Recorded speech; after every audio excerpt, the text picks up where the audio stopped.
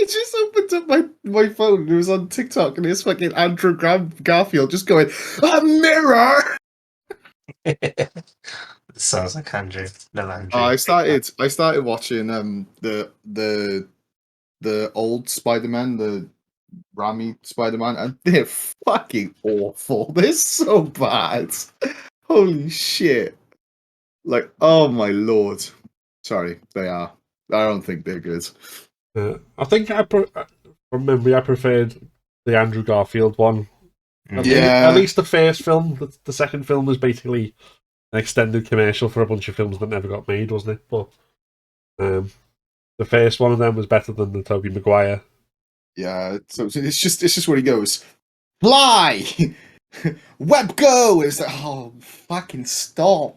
Yes. Are we ready to go, or are we? We are ready whenever you are. Okay. Let's get back into the zone. We'll call it tired capped today. Tired capped, yeah. just feel normal and being like, just like, yeah, video games are cool, man. So we're recording, yeah.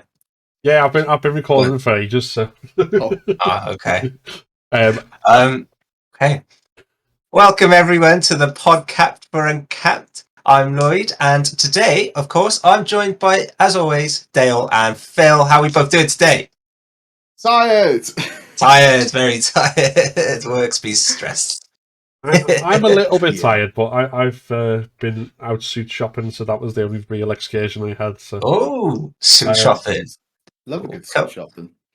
Yeah, you can't go wrong with the. I will have to put pictures somewhere or something at some point because you never see me in a suit. Well, I bet you look fit in a suit. Pretty sure I own one suit, and I'm pretty sure me and Lloyd have worn like suits twice or three times on Halloween. Once. What was it? No, we did it twice. Oh, I did it twice. Once. I did it twice. It was once. Yeah. And we were Men in Black at the beginning, and then it went very eventful night. No, I wore it a second time, didn't I? Yeah. I like suits. Suits are good. Suits are cool. Suits are really cool. So what's the suit for, Phil? I'm wife's friend's wedding, so we could go. Me and Dee are both wearing suits to it, so that should be interesting. Nice. But I also need to get a shirt because I always have the problem buying shirts where if you get one with a neck big enough, then it's like a tent, so it doesn't it's far too baggy the rest of you. Whereas if it fits your body, because of the size of my neck, it's just like if you try and do that top button up. I'm the exact same. Yeah, I've got to get like a certain fit of shirts, and I think it's slim. I never remember, so I always go into a suit shop, and I'm just like, can I try it more on? Because I forgot what fits me. It's such hard work, though, ain't it? Like you go in, it's like, I'll have this shirt, please, and then it's like, yeah, what collar size are you? What figure size are you? What size is this? What size is that? And you're like, I'm a large t-shirt. I know, yeah. I know my collar size. My neck is this big, maybe. Let me change. Measure. Dale's just doing some quick adjustments, and then we'll. So, all right. Should we talk about games now? Because that's what this podcast's for.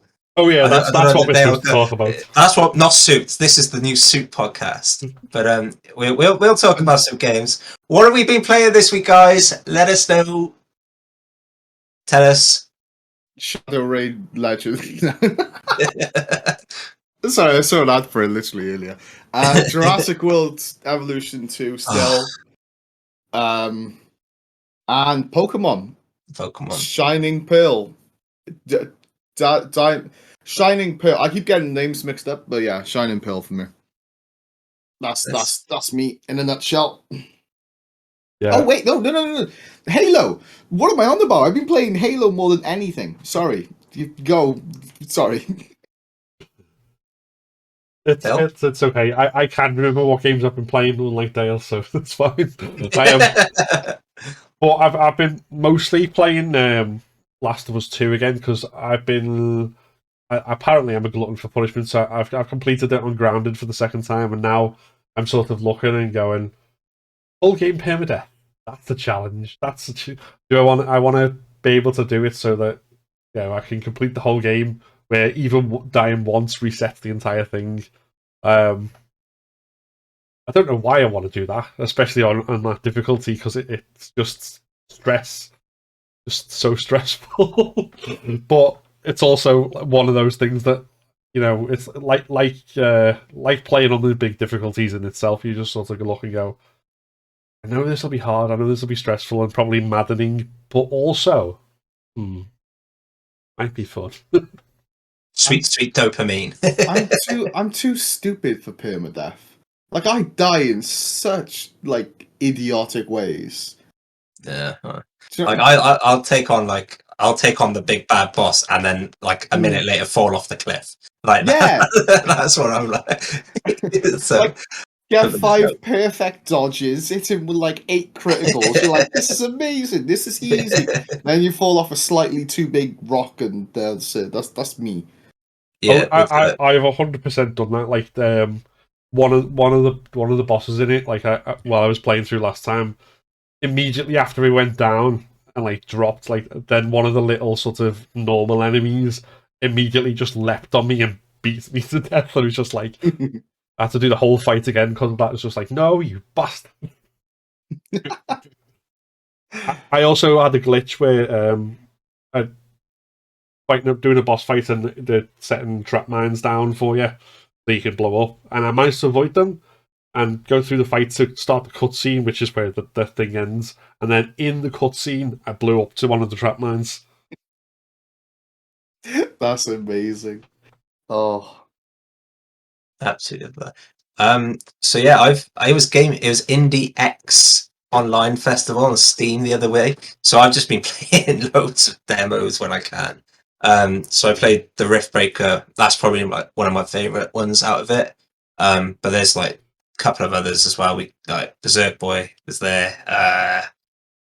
Yeah, I've just been scrolling through Steam playing demos, and then of course on top of that, whilst I've been laying in bed, it's the usual sort of Pokemon. I've got to the first gym. That's all I've managed to do. But I'm loving it. I love Pokemon at the moment. I'm about just a little bit ahead of you. Like, I've done the gym and then like 1 or 2 things, like plot wise. But I've got to say, even now, I honestly think this might be one of the best remakes they've made. Yeah, I think it was a good direction. Yeah, with like the art style. Yeah. Ooh, yeah, Ooh. yeah. I think I like. Definitely.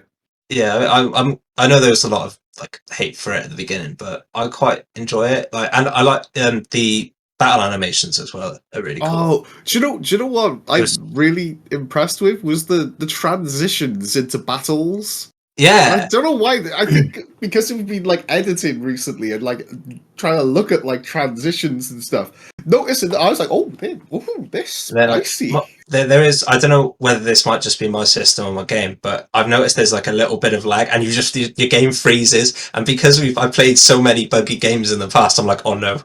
Every time without fail, I'm like, no! Like, what's going on? I've only just bought this, Nintendo. What are you doing to me? But yeah, I'm enjoying it. My team looks sick. Currently trying to evolve my Budu, get all that friendship level up. Is it Rosie for Roselia? Is it Roselia? Oh, yeah. I forgot Budu evolved into that. Yeah. What happened to Sudowoodo? Is it Bonsley, isn't it? Bonsley, yeah. Yeah. Is he in Gen 4? I don't know. Sorry, it was because it was Budu, and when you said Roselia, I was like, oh yeah, but in my head it was Sudowoodo, not, you know. So you connected some dots. Yeah. But yeah, I'm enjoying it. I'm going to play some more tonight if I get time after doing this, and hopefully get to the second gym. But no promises. What is the second gym after Rock? I don't even know. I haven't got a clue. That gym is the furthest I've ever played. So. Oh, okay, cool. On a old laptop when they first come out and ROMs were a thing. Ooh, they still are, but like just little Dale that couldn't get a DS at the time and was like, well, I've got a budget laptop. See, I have hanging in a bag over there somewhere an old Game Boy, like not even a Game Boy Color, a Game Boy, and it's got Pokemon Red in the cartridge. In you want to go back to like real old stuff? Why are you on the podcast? You should be playing. Go play, Phil. Yeah, hold on, right. See you later. Right, so me and Lloyd are the only ones on the podcast. Yeah, Phil's going to do a Nuzlocke as well with all his challenge runs. Damn, I'm seriously considering a Nuzlocke. Seriously considering a Nuzlocke. I did try Platinum, and I don't think I got too far in it. And my Onyx got owned by Pachirisu, so that's the thing, though, isn't it? Yeah. You're forced to learn how to actually play the game other than overpowering your starter Pokemon and just watching it go brr on everything, you know? I can't remember. They had like one move that's just one hit KO where I was. I think it was just by the power plant. So I must have done the first gen before. And then see, that's just where I've got past now. Okay, yeah, so and it just, I was in there and I was like, oh, it's only a Pachirisu, this Onyx can own this, and then just one hit and dead. So I lost an Onyx, and sad times, and I gave up slowly after. So that Onyx didn't win any awards. Nope. Segue. Smooth. So, Games Awards 2021 is coming up now, because Dale's forcing us to move on. I just wanted to talk about Pokemon whole thing. But Jeff Kingsley has promised it's going to be the biggest one yet. Have you heard that he's come out, and I've got this report here, I'll just read this quickly. Where is it? So Keighley confirmed the showcase will be returning to the main theatre, so it'll be live now they'll all be going up for their awards. And he goes on to say, I think we all felt that it did great with the Zoom, but we really missed the energy of people accepting their awards live and the reactions and all that type of stuff. And he said they're going to have celebrities, but they're going to concentrate on games. And then he said, especially this year, there'll be a lot of content for 2022 and 2023. They'll be showing us our biggest lineup yet of world premieres and announcements. And there's going to be 40 to 50 games showed over the course of the event. And games being announced will hit double digits as well. Ooh. And one more thing. He continued to say that there will be footage of next-gen titles that will prove the beginning of the PS5 and Xbox Series X potential. Oh, thank you, Jeff. Jeff's he's a star. Jeff has grown in all gamers' hearts, I think. He's a top bloke, you know. He's giving us everything. I'm pretty sure I can't 100% confirm this, but isn't Keanu going to be there? Apparently, he is one of them. The lad himself. So, you know, let's hope it's a better announcement than Cyberpunk this time. Yeah, throwing a bit of shade there, you know. That wasn't his fault, to be fair. It's not like no. But Keanu walked in and CD Projekt Red went, "Oh, better make lots of bugs." He just jinxes games. So let's hope it's nothing too close to our heart and something that we're like, okay, this looks cool to release and not actually work, and you know, not be as breathtaking as was promised. Is there any hopes of things that you wish you hope were premiered? Any hopes for you guys that are announced at this Games Award? I just want to see. I want to see some, like, I know I bang on the drum about Xbox, but I just want to see some Xbox stuff. They've got some amazing studios, and I just want to see some stuff from them, you know, because their exclusivity can't rest at Bethesda. They've got to release some stuff, and if Jeff is saying they're just going to kick off the PlayStation 5 and the next gen consoles, I'm hoping we see some stuff. I'm hoping for Viva Pinata 3. I said it. That's what I want. I want Viva Pinata. Give me it. I think that line at the end was the most exciting, because especially after we talked about, was it last week or the week before, with the PS5 and this gen not kicking off right, for him to come out and say, I know he's got to sell his event and everything, but like I feel for him to come out and say that, it's a big statement. That's a big statement to make, I think. See, I'm racking my brains at the moment trying to think what would be coming out, because in terms of like big franchises that I'm invested in, the ones that are coming out next year I think have already been announced. So I mean, obviously they might say stuff that's coming out in 2023 or 2024. So there's that, but like, I mean, just for example, Capcom, who've been like just nailing all the awards and whatever, with the Golden Joystick stuff, they could put some new Resident Evil stuff out, but it's unlikely because like it was what 4 or 5 years between between 7 and Village. So I think 9 would be a while away, and then the only other one, they might announce the remake that they're doing, which is supposedly Resident Evil 4. Although, if you're watching this, Capcom, why do you keep overlooking Code Veronica? That's the 4th game in the series. Remake that game.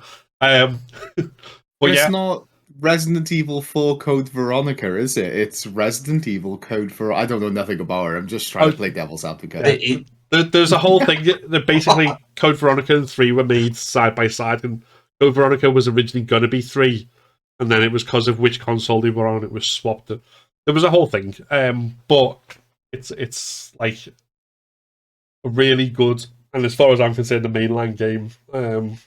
But yeah, it keeps getting forgotten about. So interestingly, I'm looking at the Nvidia leak list. If you've seen the Nvidia leak list, so obviously that's where you got the Resident Evil 4 remake thing from, right? I think there was a guy who leaked that was what they were working on a while ago, but that kind of seems to confirm it. Yeah, I think Capcom had a massive data breach last year, and I think they've thrown these games in on this list as like things that we know are kind of coming. But next gen, this is interesting for you, Lloyd. There's rumors of, well, on the leak, we can't confirm if it's going to be true or not because, you know, it's a leak and things. Monster Hunter 6. Oh. And it'd be like a world successor. Because Rise isn't really like a world successor. No, it's a separate game. But yeah, Monster Hunter 6, next gen. I kind of hope it's a couple of years away though. I know they kind of I just want it now. Give it now. No, I don't want to go down this like Assassin's Creed route of like every year. I just don't, because it has pretty much been every year. Really? Iceborne was Iceborne. Yeah, but Iceborne wasn't a game. It was it was practically a game. Yeah, okay. No, that's fair. Yeah, I kind of want a break. Not like a break, because I haven't even played Rise, but like... You want less Monster Hunter? What do you mean?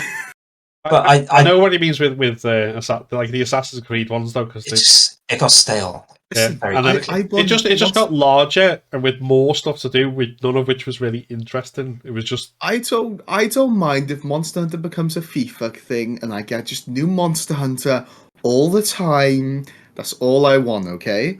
And then we'll get the Dynasty Warriors 9 of Monster Hunter, and then I'll forget it ever exists, okay?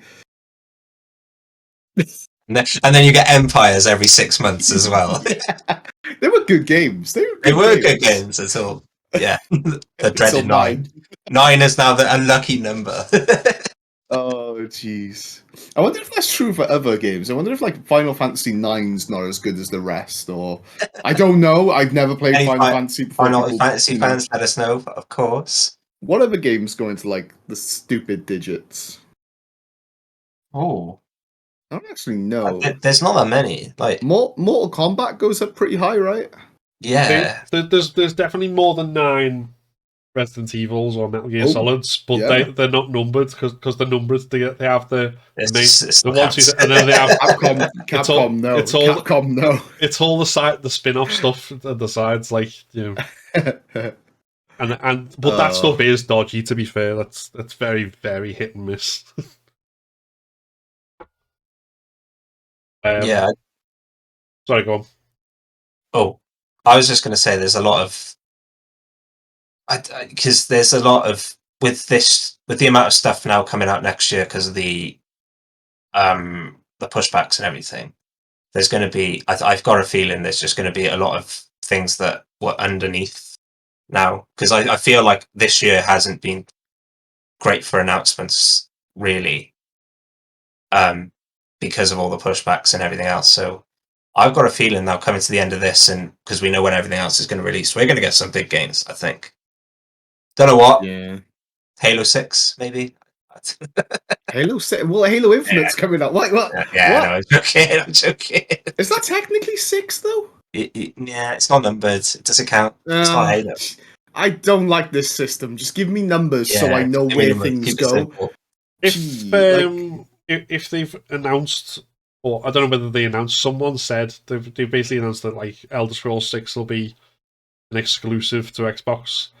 Does that mean that they might announce something about it in one of these exclusive reveals, or do we think that's still going to be?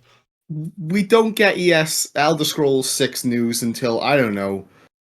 The 20th edition, we've got another 10 years.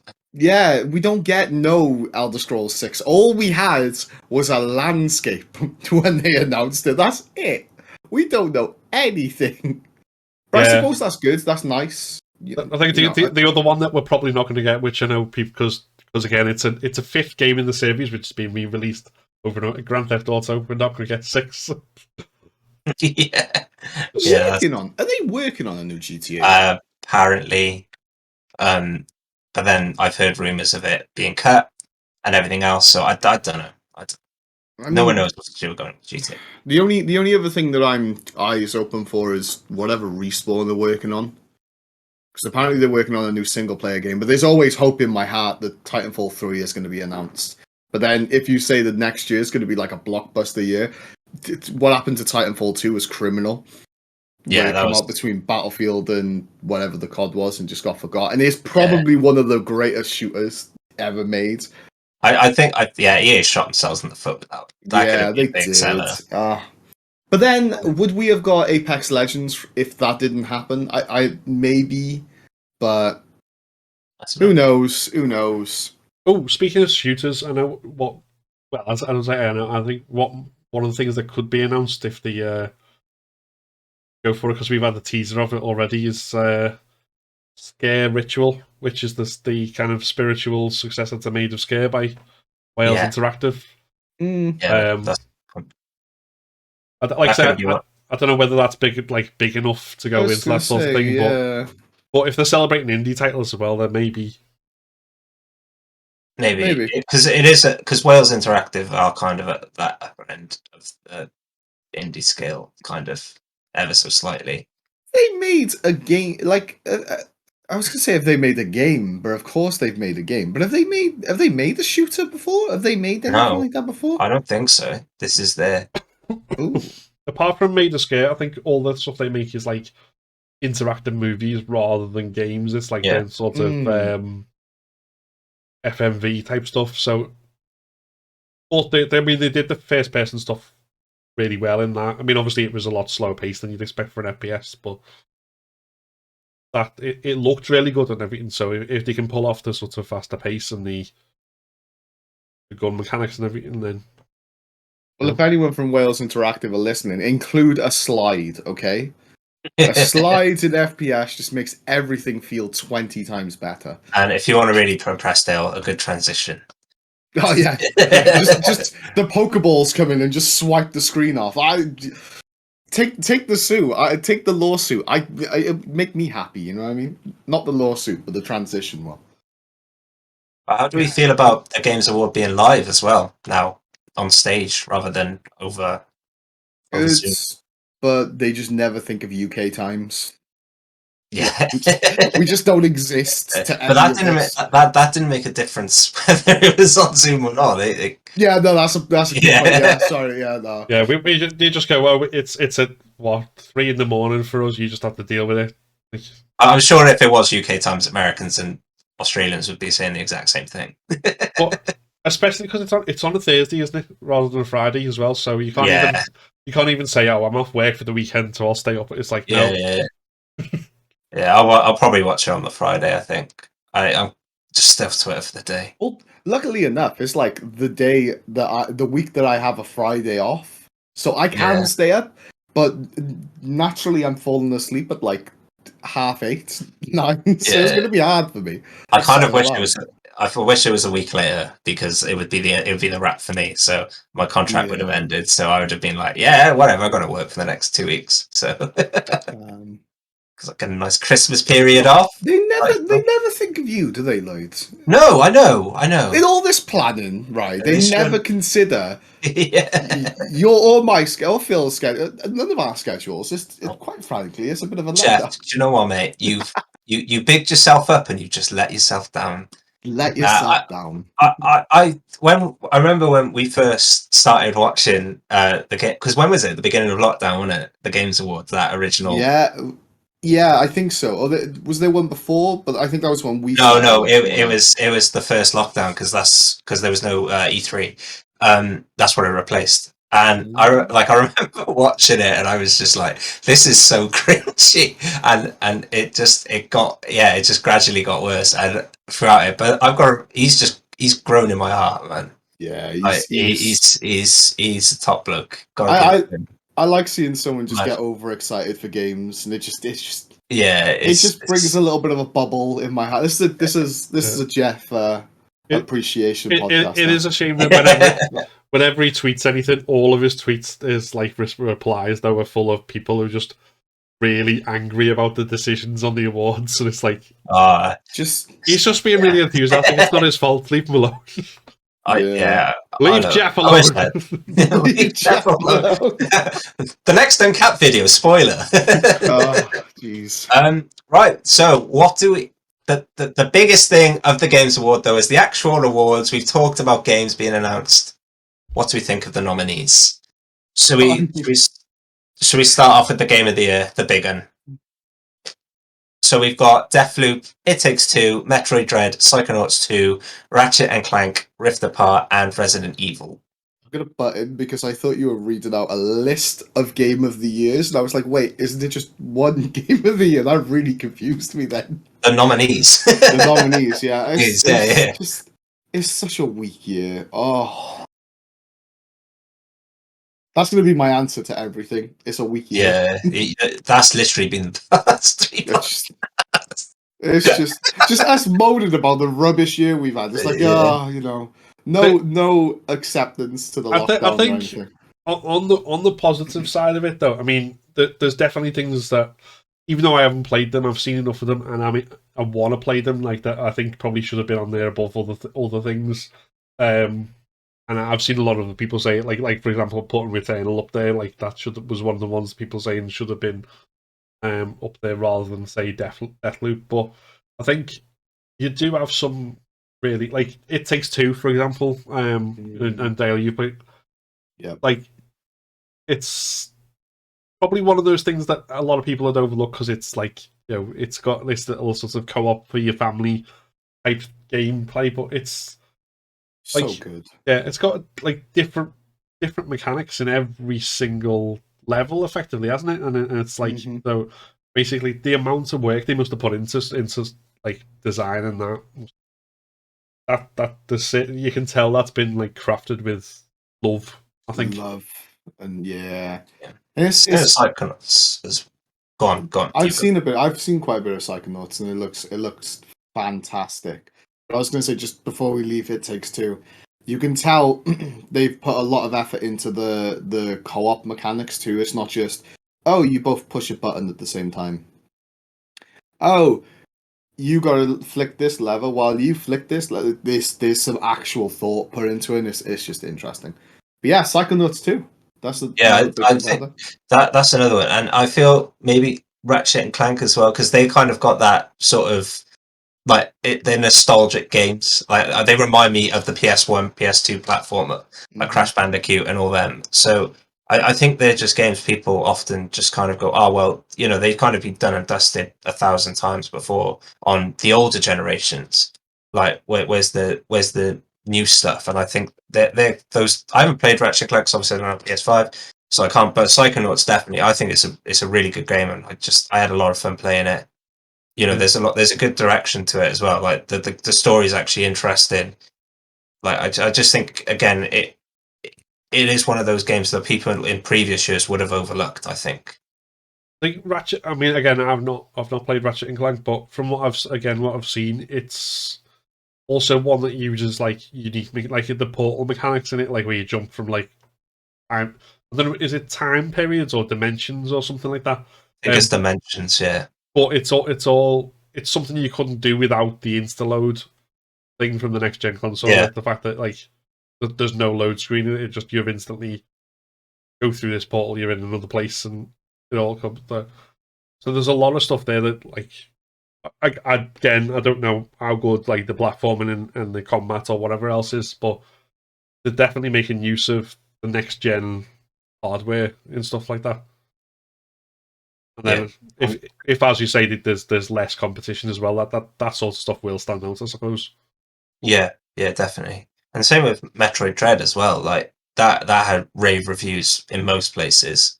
Obviously, you're going to get the couple, but like you know, if it's because Dale, you said you played a bit of Metroid, didn't you?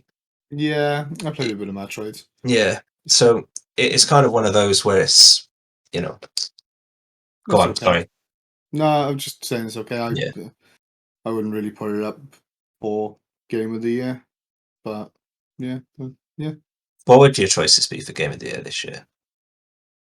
For you on the spot. I don't even know. Like I struggle to realize what has come out this year and what I played this year. Halo was too late, wasn't it? Yeah. Yeah, and if Halo was in it, Halo more. Yeah, Halo would be in it. Yeah. But the problem is we've not played the single player, so That's the the other campaign, problem. so we don't know. But on its multiplayer merits alone, yeah, and like they're supporting the esports scene, which is massive for me. So yeah, other than that, like I think Monster Hunter Stories 2 could have been up there. That was fantastic. It's easy for me to pick Rise, but I don't think Rise could be Game of the Year. So I don't know. I again, it's just been a year where the games that I would have picked have come out too late. So there's my non-committal answer, because the only other real big game that I played this year was Resi Village, and I can see Phil already. I don't think it's worthy of a Game of the Year. I don't think it's not a bad game. It's a good game. Don't get me wrong, right? I think it's lucky that not many other games come out this year to be in the list. Ooh, that's a bit of a. But yeah. Well, I mean, it took it at the Golden Joysticks, didn't it? So it did well, really well. Not only best PlayStation, but also best game overall. See, it's a difficult because I do like it, and obviously, as you know, I'm definitely a Resi fan, but it's at the same time, it's not. If I had to list the Resi games in order, that wouldn't be the top one. Like the top one would be like out of the modern ones, it'd be like 2 remake easily and stuff like. But it's got a lot of stuff in there that's really good. But there's also, I think, I don't know. It's difficult. I think, yeah. There's also things that I think it probably could have done. I mean, well, I'm not. This isn't a review of Resident Evil Village, is it? But I think, yeah, it's a weird one because I think it's really good. But I'm not sure whether it would be Game of the Year in a different year. I think I probably agree with you there. Yeah. Okay. What about you, Lloyd? Oh, I don't know. I don't think I've played enough from this year. Are we gamers? Do we actually know? I don't know. I just feel old. I feel old. Yeah, I don't know. I don't know, but like I said, next year I'm gonna knuckle down, play some good games, and like already we've got some good games up for. Like you said, you got Halo already out. We're gonna have God of War, Horizon, etc., etc. There's so many games next year. Yeah, next year is going to be so stacked. I mean, you got Elden Ring alone. Like, I think. Yeah, I think it's kind of. I'm kind of glad this year because, like I've said, it kind of gives those games that would have not get a chance to before to kind of shine a bit and show off what they did. Because like Ratchet and Clank used the thing really well. That, like Phil said about the new thing, and that whether that would have been ignored in other years, I don't really know. But yeah, I don't know. I couldn't give you a answer because I'm not committed to anything. Like the only games I played really is Jurassic World.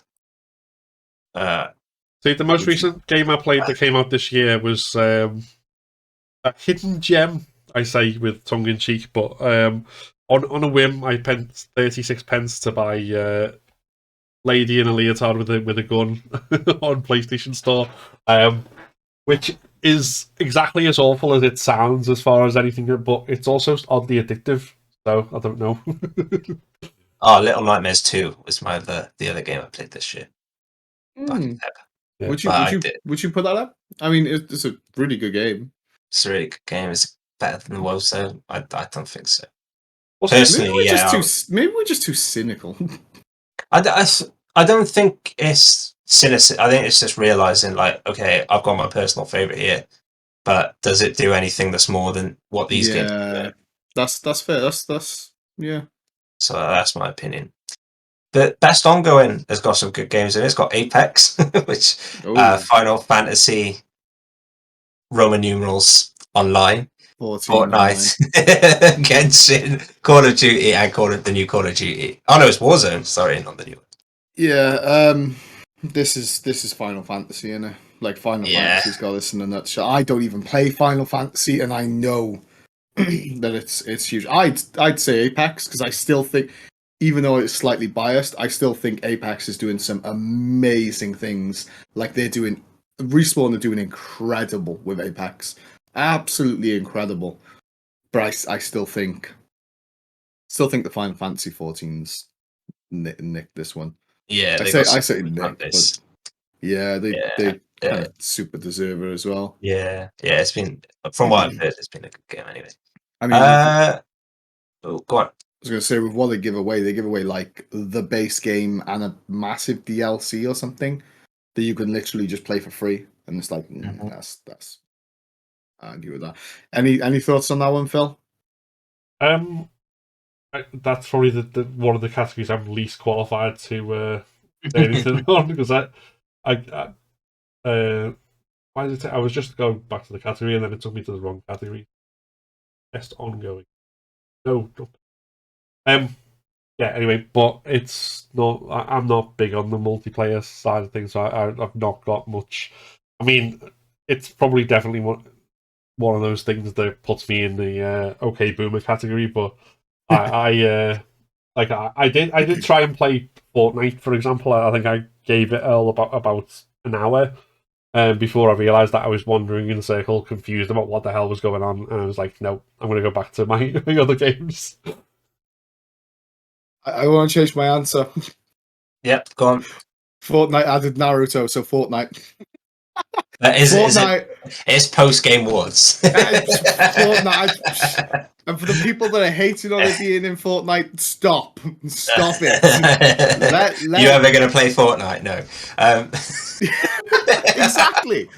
I actually played it the other night. It's not actually not bad. Okay. Yeah, no, it's not bad. I'm not. I'd never not this. I'm just not good at it. No. I'm just, I don't fully change my answer because of Naruto, but I think what they're doing with the crossovers and stuff is awesome. It's so cool. So any game dev watching who wants Dale to play a game, just arbitrarily introducing Naruto skin, and he'll be playing. Oh, I'd be all over it. Like, I'll play anything. I don't care. Damn. Are you ready for this next one? Go for it. Because I think this is going to cause some rows in this chat. I'm ready. The best role playing: Monster Hunter Rise. That's one. Scarlet Nexus. No. Shin Megami Tensei V5. I think I pronounced. Tales of Arise. And last but not least, Cyberpunk 2077. I swear, do you know if Cyberpunk wins this? Why? What do you all see in it? It's I just thought. awful. I just Why said it. is it in there? Oh. Change the subject. Let's change the subject. Right, next on the list. Yeah. I was I just say I think it's weird to say in defense of it because I played an hour of it in total and then I kind of got bored and ended up playing 80 hours of Assassin's Creed. But it's it wasn't very buggy, so I think people who've played it on next gen consoles seem to be getting a lot better experience than people who played it on the older base consoles, and also I think people who played it on decent PCs. So that's no excuse for obviously the way it ran, but from everything I've heard, the game itself, if you manage to play it without all that bugginess, is actually good. So yeah. Obviously, that's a massive caveat, like, but it is something that I think just to kind of just so we can be we can't be accused of being biased with Dale's rants. So we are balanced and impartial here, just like the BBC. I think my main thing is like I struggle with sci-fi and getting immersed into sci-fi, so I think that already played against it, but I don't see even Cyberpunk. Well, Cyberpunk, yeah, but no, sorry, anything like futuristic, robotic, and stuff like that. I settle well into fantasy, like medieval and fantasy. Yeah, that's why I settle well into. I can immerse myself in that, but. So obviously, when it was called Cyberpunk, then you looked and thought, "This might be for me." I'm not sure whether I don't know why I instantly went sci-fi when I'm looking at the genre in the name. Says it on the tin, mate. I played a good 10, maybe 15 hours of it, and the entire time my guy's penis was bugged out and was outside of the trousers, so I was just walking around with my, like my thing on show, and I just like in real life. Well, yeah, I just didn't see what was so groundbreaking and so thing about it. I didn't see it. I didn't. Yeah, I was really excited for it, and it's still because I'm a sci-fi person. I'm the complete opposite. I love my Mass Effects. I like Cyberpunk, Blade Runner. I freaking love Blade Runner. Just the same though. But, So, but like, yeah, I'm just one of them average Joes. Just loves Blade Runner. So I was really excited, and then I didn't play it because I'm not a gamer. But Dale streamed it, and I was disappointed. It just didn't look good. So but like after The Witcher, it was just one of those ones where I think it's kind of like Wales Interactive, where they've jumped into a new genre, but that they've never done before, and they try to base it. I felt like they did try and base it around the quirkiness of like the little quirkiness that Witcher had, and like it, and then try to like add the cyberpunk element with like the whole like sort of enlargement, let's just say, sort of thing, and like the body modifications and stuff. And it was quirky and it was funny, but it was like they just literally made it felt like they made the game for selling points rather than actually making it a good game. Yeah, I mean, obviously, then there's the creative differences and whatever else went into it. It was bought as a present for me for Christmas, and it was for my brother, and my brother has not to this day stopped apologizing for buying it for me as the worst present he's ever bought anyone. So there's my opinion on it. Yeah, it's one of those games I think where I wouldn't pay full price for it, and I know I wouldn't now, but I'm going to wait down until it's like 20 quid maybe. Yeah, you still might be wasting your money, to be fair. Yeah, but I like to give things a go. I'm not one of them who's like, I hate that food, and I've never eaten it, but I'm not going to eat it because I hate it. And right, don't call me out. I'm not one of them people, but yeah. No, Lloyd is going to try something new. He's absolutely going to eat Cyberpunk. Eat it, yeah. On stream, to desk. With chopsticks. For some coleslaw on that. Have you played any of the others on the list? I'm not going to lie, completely forgot what's on the list. Shin Megami Tensei 5, Scarlet Nexus, which I played a bit of, and Tales of That's on my wish Arise. list. I've seen some of Stream Tales of Rise, not too much though. I'm not. I just wanted that genre for the controversy it was going to cause and the rage that it was going to. Yeah, I mean, Yeah. Monster Hunter's in there. I'd be voting Monster Hunter, but I don't think it wins this role simply because I just don't. Yeah, it's that difference between like trying to be. Obviously, all these decisions are entirely subjective, aren't they? But trying to be a bit objective, like the only RPG that I played this last year that came out this last year was Assassin's Creed Valhalla, which I did love. I really enjoyed and like say sunk 80 odd hours into it.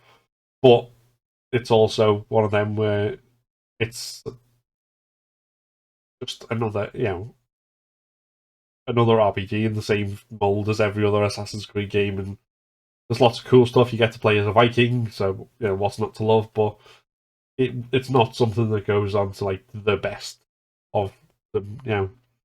It's the best one I've played this year because it's the only one I've played this year. But that's about it.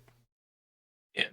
Personally, from what I've seen of the games, I think Tales of Arise may win this. Yeah, I think I've got a feeling it's between Monster Hunter and Tales. Me. That's not snubbing any of the others besides Cyberpunk, because I think the others are decent. Scarlet Nexus was fun from what I played. Yeah, I've seen really good things about that. I think we'll do one more section before we move on to the news rounds and become BBC.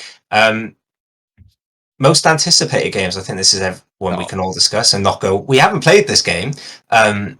But so the nominations for this are Elden Ring, Gods of War, Horizon Forbidden West, the sequel to The Legends of Zelda Breath of the Wild, that's about 4, and Starfield. I mean, the Elden I don't know. Rings, there's no hold bar. Like, I don't think any of those other games even compare to the hype. Like, even come close to that. And I'm mostly excited for like. Wait, what was the list? I went blank then. Elden Ring, God of War, Horizon, the sequel to The Legend of the Zelda Breath of the Wild, and Starfield. I'm most excited for Elden Ring. Elden Ring is probably I'm quite excited for Starfield. Horizon is definitely the one I'm most anticipating. That's the one that like I wanted to play before as soon as I knew that was going to be a thing, it was like I want to play. As soon as I played Zero Dawn, I am excited for Elden Ring as well, and to a degree God of War. Although I've not finished the last game yet. I'm still sort of a little bit the way through it, and I need to like persevere. So I haven't got a fully formed verdict on it. I've never played any Zelda game, so I don't. But and yeah, Starfield might be interesting, but it's basically what Skyrim in space. Yeah, kind of. So that's kind of. I'm like, yeah, kind of. Just as yeah. I'll take it if it is, as long as there's all the bugs and stuff. Yeah, that's what we need. Bethesda, that's what we need. I think everyone's just kind of made that comparison because it is Bethesda, to be honest. Yeah, I think it's going to be like the Cyberpunk thing, and it's The Witcher, but Cyberpunk. People are going to say it before it's out, and it's probably not going to be anything like Skyrim or anything in that vein. You know what I mean? We know Bethesda can make different games. It's the RPG. I mean, I know like every single one of them is open world. But yeah, there's also that. I think like the Horizon's the only one I'm sort of, and knowing it's an RPG, I'm still like absolutely. But overall, I've still got this sort of. Before you start an RPG, there's like that thing, isn't there? It was like, oh god, take a deep breath, take a run up, and warm up for it, like as if you're gonna run a marathon. They are all open world games. Yeah. We're not going to get an influx of just open world games, so we. Nah. That's all. I mean, with the exception of like Naughty Dog games or that, basically everything's had some open world element. Yeah, I suppose so. I can think of, except for like platformers. Yeah, The only one I'm not excited for is Breath of the Wild. Yeah, I'm going to get some hate for that, but I'm not at all excited for it. And Horizon and probably God of War for me. Those three, I'm not really. I liked the original Horizon, so I'm. There's a little bit of me that's like, okay, I want that game, but yeah, there's zero interest of me playing Breath of the Wild.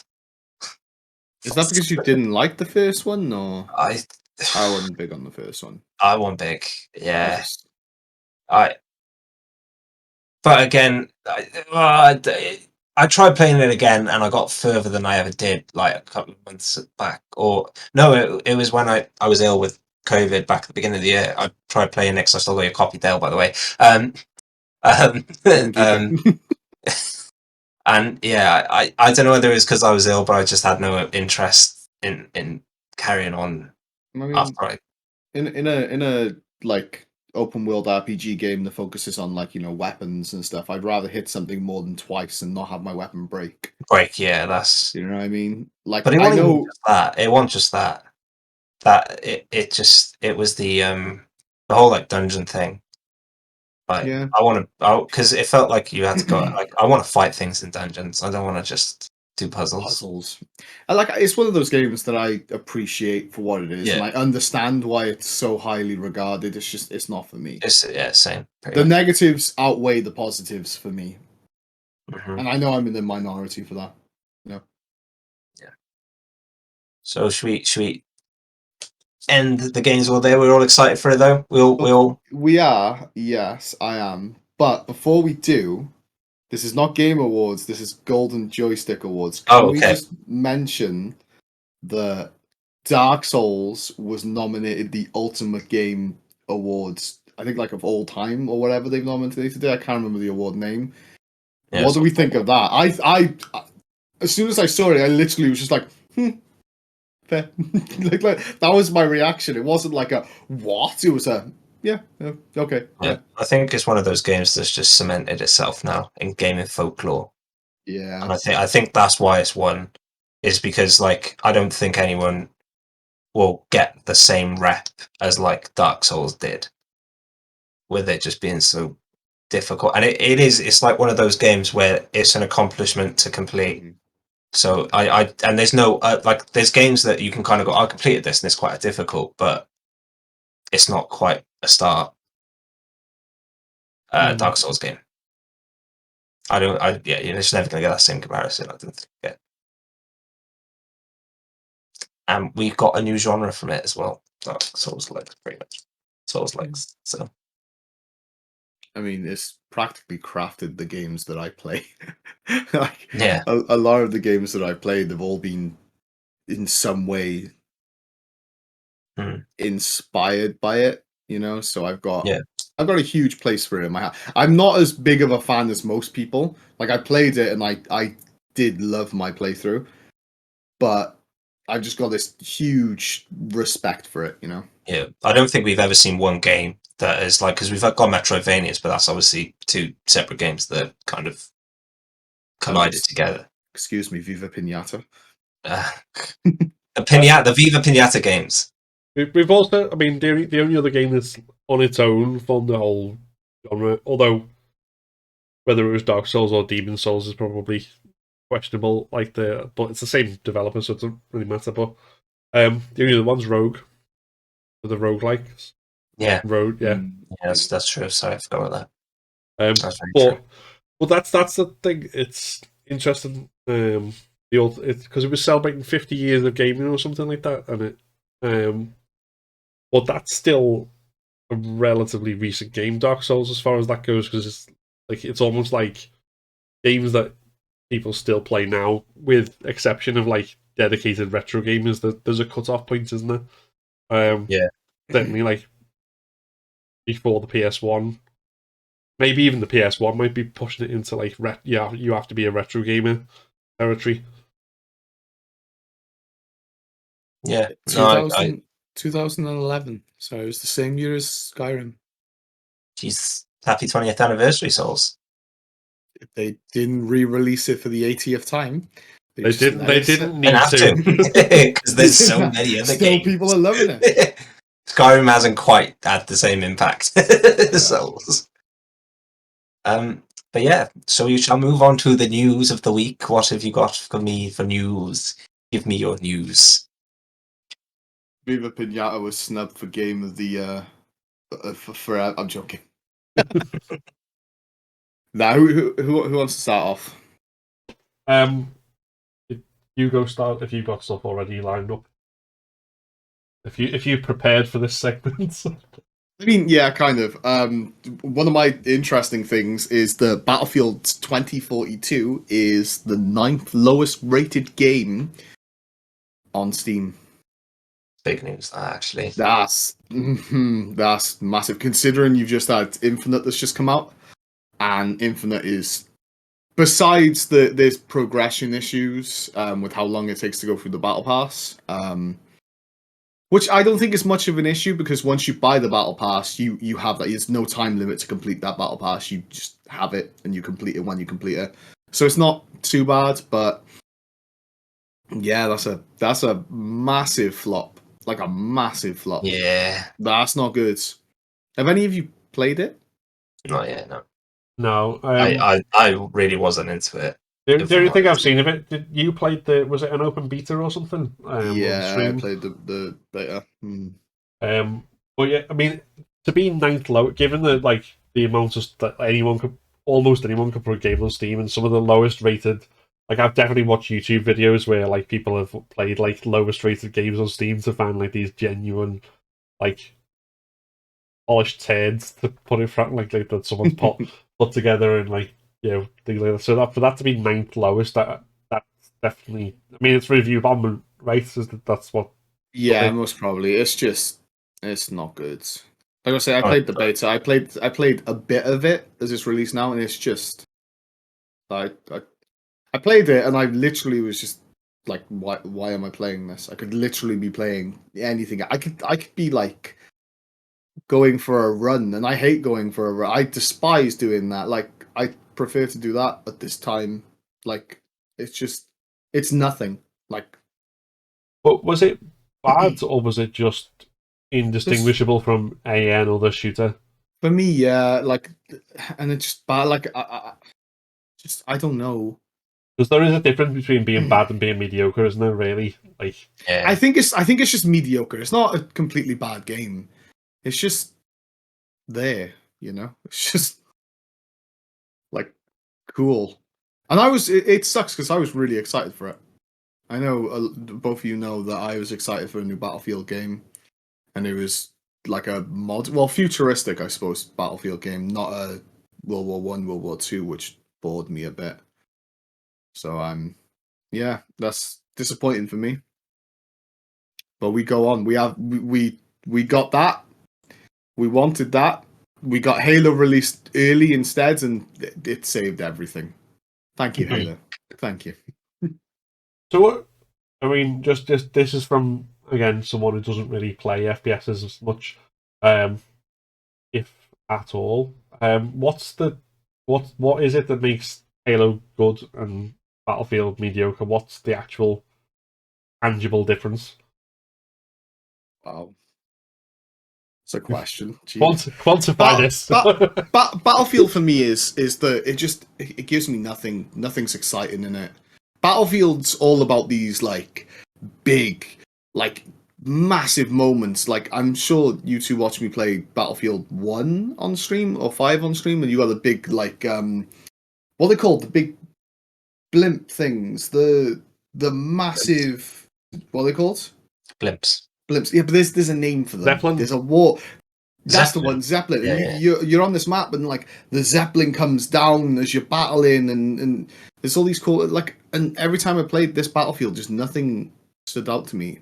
Like, I was just like, okay, this is just didn't make me feel anything. But whereas then playing Halo, loading into every single game, I'm like, oh, this is gonna be fun. This is gonna be hard.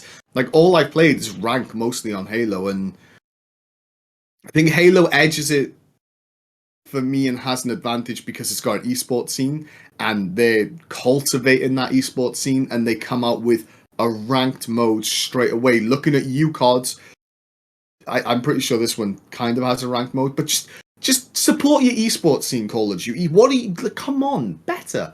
Look at what Halo's doing. It's incredible. But Halo's just polished. It's good. It does what it needs to do. And Battlefield's not. I think there was a realization there was a lot of pressure on this Halo to do well. Yep. Because I was watching a video about it, and it was like, because I never played the all I feel like I'm saying is I've never played. But I never played Infinite, but like Halo 3 was the last Halo that I enjoyed online, and because it was just so fun. Like as a casual player, you could play, and from what I remember as well is like even as a competitive player, you could play, and like there was the competitive scene with Halo 3 as well, and then from what I've saw of Halo Infinite, there was just a lot of like in-game challenges and stuff. There's And they were kind of saying it wasn't, like Halo 4 and Halo Infinite were like 5. Guardians, sorry, yeah. Guardians, yeah. Halo 5 and Halo 4 were kind of, one was set for the competitive scene and then one was set for the casual scene. This is what the video is saying. I can't remember who made it. So apologies for any copyright stuff. But if we could find and just put it in as a tag. But yeah, he kind of, and then he was saying like this kind of blended them again, so everyone can play it, and there's interest from all sides rather than alienating a certain segment of the audience and stuff. Like I've just downloaded it like yesterday, so I can't wait to play it if it's got this much hype. Yeah, one of the things as well is gunplay. Is how guns feel, how guns react, and Battlefields is just not good. Whereas Halo is very good. Like the Halo's all about picking up power weapons and dominating with those and taking over the map with those, and it just I've got a lot of good things to say about Halo. It's very good. Yeah. See, the reason I asked wasn't to put you on the spot. It was just because I have seen on YouTube in particular, like some quite strongly felt opinions from people about things like the arguments is basic. This isn't my opinion, by the way. This is just something I've kind of seen. So it must be interesting to see what you think about it. But basically, that like since Halo, the original, like all like most shooters are basically the same. Like cover-based shooters are basically the same product with its slight tweaks and differences. There's not much variety in them. I mean, the people who've been saying this like often compare it, like particularly to things like Doom, which whether it's not like you hide and cover and you cover your help. It's got systems in place to encourage like more aggressive gameplay and but more challenging in that end of it, things and stuff. So that was kind of why I was asking, because I'd seen a lot of strong opinions on that, and I was kind of wondering where you fell on those things. But I see that with Call of Duties, I think, like different styles of gameplay that they encourage. Even in the same genre, like the same title of game, you can see the difference. Yeah. Cool. I think CODs do it okay. They do it pretty good. I don't know about this COD. I've ashamedly not bought it yet, and I've not seen much of like the comp stuff. Vanguard, yeah. Yeah. Okay. But I'm pretty sure it's had a bit of a rocky launch, and like I've heard hit and miss things. I don't know. Like for me, I always look at like with shooters, multiplayer shooters, is their competitive value and how well they'll do as like an esport to watch as a viewer standpoint.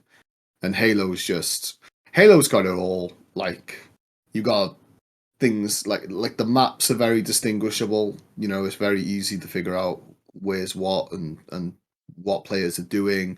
There's all the power up weapons, and there's just big moments for everything. And the fact that they've got a roadmap from like I'm not sure if they released it when it come out, but like the week when they come out of this event's here, this event's there, the Worlds is going to be here. They've got team skins in the game from the get go, and I'm pretty sure all that goes to fund the prize pools and stuff. Like it's yeah, and shotty snipers. Shotty Snipers. Shotty Snipers not actually in it.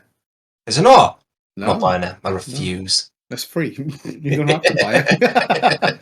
Right now, it's just like big team battle, 4v4s, and then the competitive modes, then which are capture the flag, oddball, and domination. Okay. No, oddball dominate like this domination style gameplay, and team deathmatch, which is oddly like competitive, and it's a competitive game modes. Team deathmatch, and it's terrifying. Yeah, imagine. The maps are huge. They're not that big.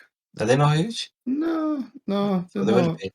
be. They're big enough, but Halo have always been pretty good at making maps well-rounded. You know. Yeah. They understand their 3 lanes. You Okay. need your 3 lanes. Yeah. And that stuff. You know. Okay, cool. Have you got anything else for us, Phil?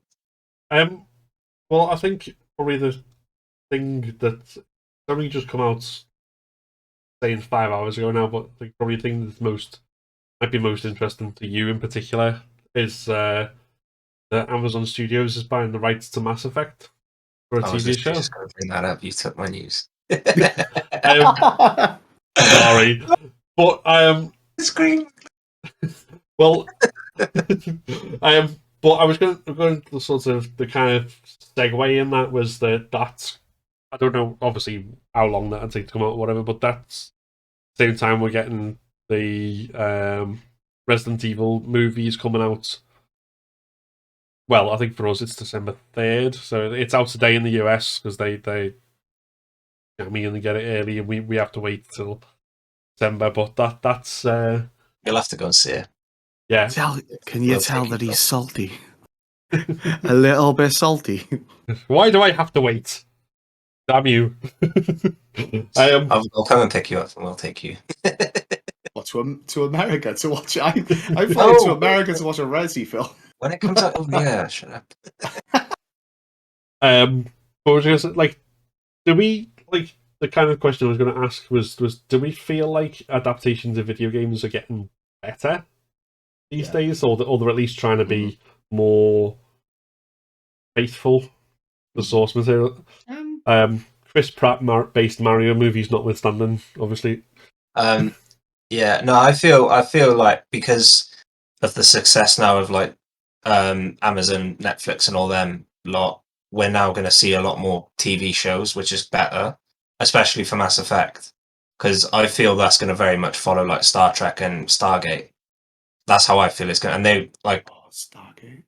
Yeah, I loved Stargate growing up. I remember my stepdad used to watch it. So I'd if it follows in that vein, I'd be well happy. But yeah, they're definitely getting better, and I think especially with the studios now taking over as well.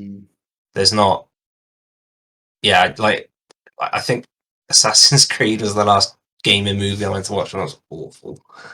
So bad. It's so painful. How do you mess that up? That's so easy to do. It's such an easy film, and they messed it up.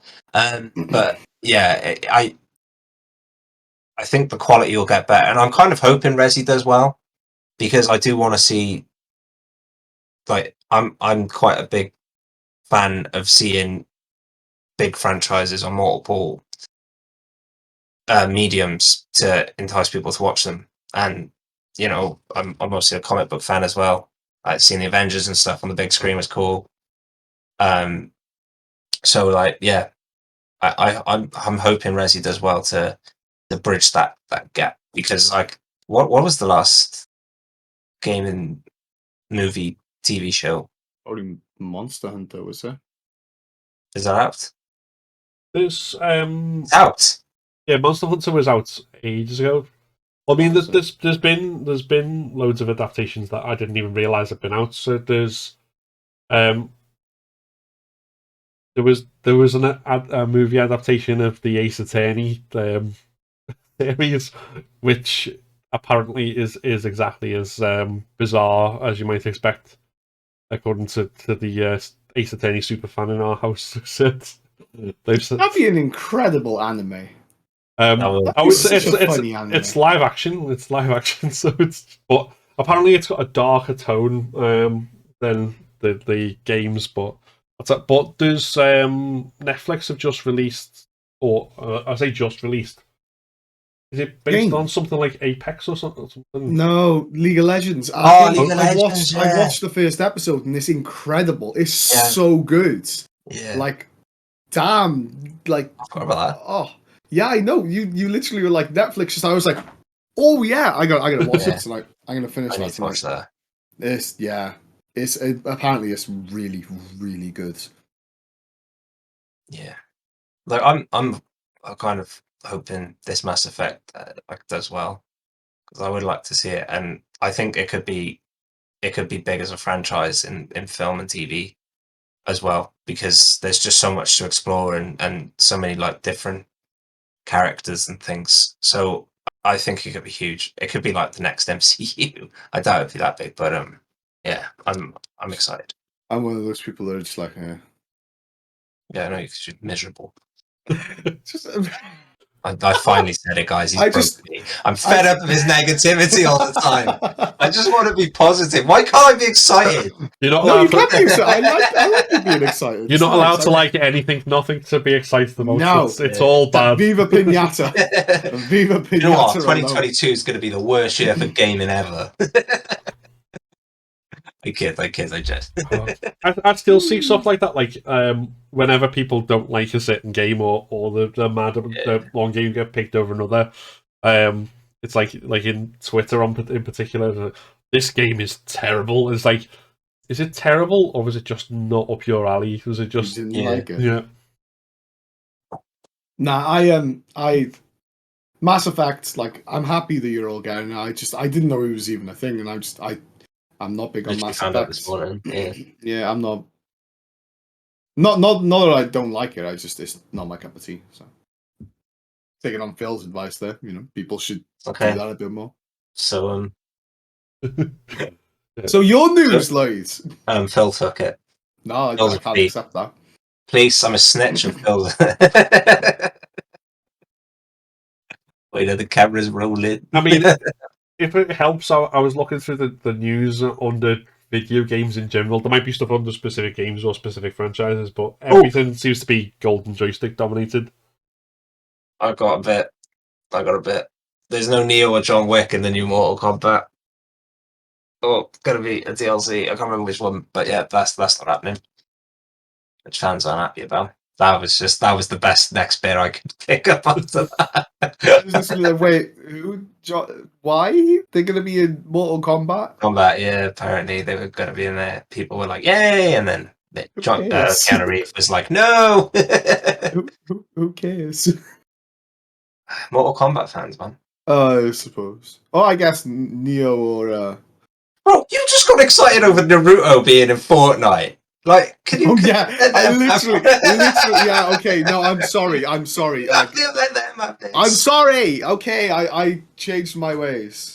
I'm so upset that Keanu Reeves ain't gonna double feature in Mortal Kombat. We now need a Mortal Kombat, which is Dale and Lloyd, so we can fight. I wouldn't be one Lloyd on Mortal Kombat. He's probably bad. I'm so bad at fighting games. Jeez. Just don't let Lloyd pick Luigi against you in Super Smash Bros. You just do the butt attack constantly. Do you find that you reach a certain age and like you can't do like lots of fast combinations of different buttons anymore? You just have to like resort to pressing one over and over again. Because if I do them, I break a knee. Confirmed here. If Lloyd presses too many buttons, he breaks a bone. That's why he hasn't played any games this year. He can only do one a year. That's why he's taking so long on Pokemon. Is because every time he presses B to catch a Pokemon and holds B down to make sure it goes. Do you hold B down? Yeah, tap B. Wait, what? Who does E? B. I tap A. That's what I've always done. Oh damn! I tap like buttons so much in Pokemon, and like you don't need to. You just press it once. I'm just like, it makes it go faster. I swear. That's my one problem with this game is I hold. So in the old games, if you held the right bumper, it used to make the text go faster. You remember that? Yeah. So I used to hold it, but now obviously the right bumper activates the thing in the corner, the poker watch. So And you every run time around activating it. activating, all it is this little noise, and I'm like, what have I broken? Oh Lord. Games make you think like that. Like I still do it where if my character's being attacked in a cutscene, even though I know it's not like one of those interactive ones where you have to press square over and over again to like get them to resist, otherwise you'll die. I'll still do it just through the cutscene while the fight's happening, just square, square, square, square, square, and the game just periodically pops up with, "Do you want to skip this scene? If so, press this button instead. You fool." Don't you love when games correct you? God. It's like if you want to take your time and look around in a game, and it just sort of, but you've got another character there, and it's just going, "This is the clue. This is the way we should go. This is the way we should get." It's like, will you stop trying to admire the scenery? It's like all those TikToks where it's like you're trying to leave your room and it's like, maybe I should make my bed first. I'm not ready to explore this area yet. Ah, So is that all the news for this week? I think so, unless you want to touch into the Streamlabs stuff, which is something I don't think we actually touched into. Do you want him? It's up to you. Phil can give a quick rundown because I think Phil's the most invested into the news. I haven't, for the 400th time, read much into it, to be honest. I haven't had time this week with everything.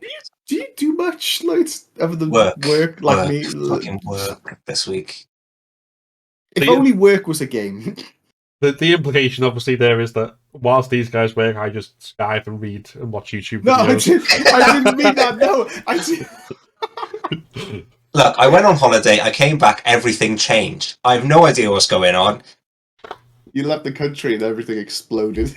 Literally, that's what it feels like this week. Well, we did say at the end of the last episode when we were talking about streaming, and obviously we recorded it early before you went, and said there's not really much news. It's been quite quiet. And then next thing, Streamlabs, the whole thing exploded. So for anyone who doesn't know, and this is kind of a summary I got from diving off and watching YouTube videos. Not really. For anyone who might work in my employer stumble across this, I definitely don't skive off. But it's basically it started with on Twitter, and they put out the advertisement for their new thing that allowed you to stream directly from console, from Xbox, but still have all the overlays as if you're doing it from a computer with a capture card. So it added all the things onto your screen with all the whatever bells and whistles with your camera or any like messages and stuff like that you might need a PC to be able to add. But there's another service that already does that called Lightstream, and it was the advertising copy was like blatant plagiarism, including word for word of like the testimonials saying how great it was identical to the Lightstream ones. And then from that, OBS Studio pointed out that Streamlabs OBS was basically just ripped from their open source, because they're open source, so they weren't doing anything wrong technically, but they then went and tried to trademark the OBS name, even though it was already being used.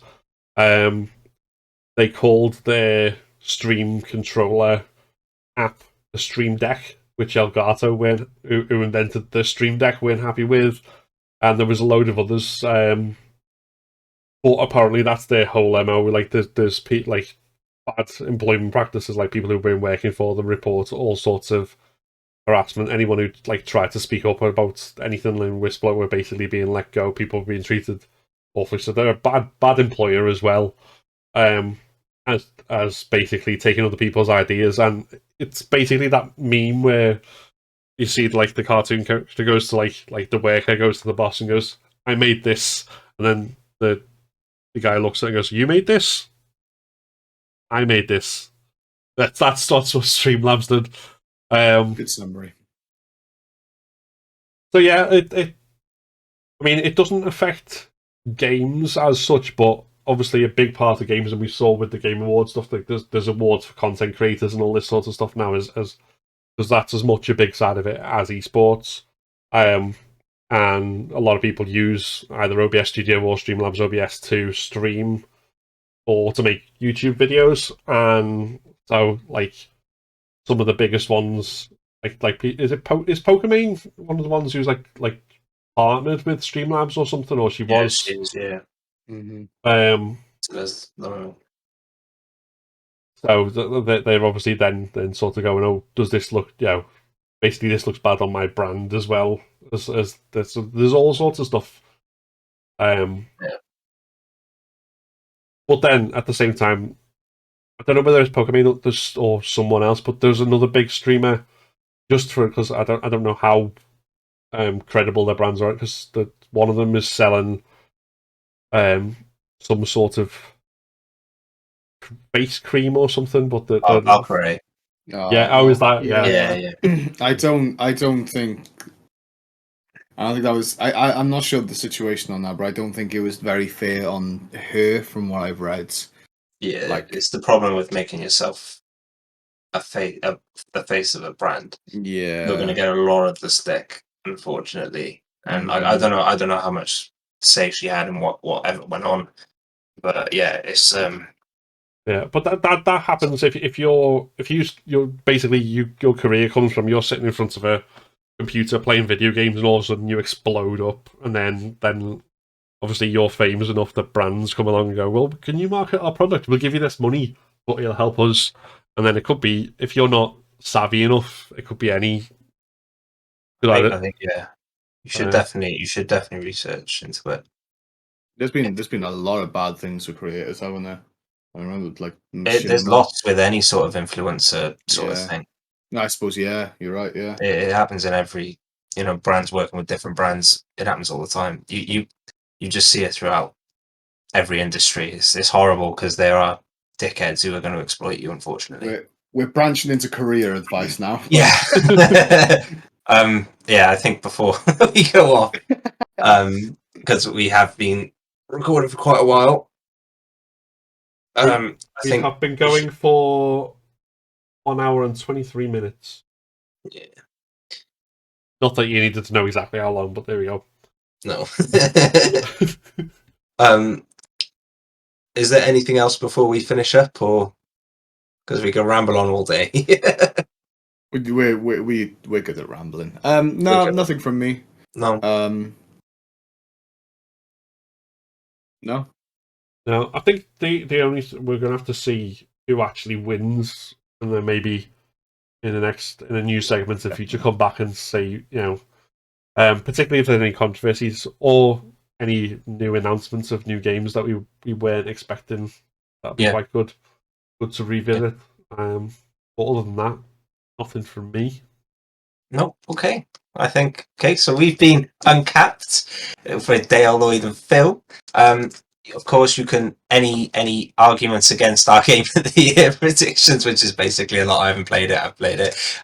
You could drop in the comment section below, and as always, you can find us on twitter.com/uncaptgaming, instagram.com/uncaptgaming, and what else are we on, guys? That's it. I completely forgot. Facebook, that thing, and facebook.com/uncaptgaming, and we shall see you all very soon. Bye bye, everyone. Toodles! Thank you very much for watching. I disconnected by accident. I'm keeping that in. Right. Bye.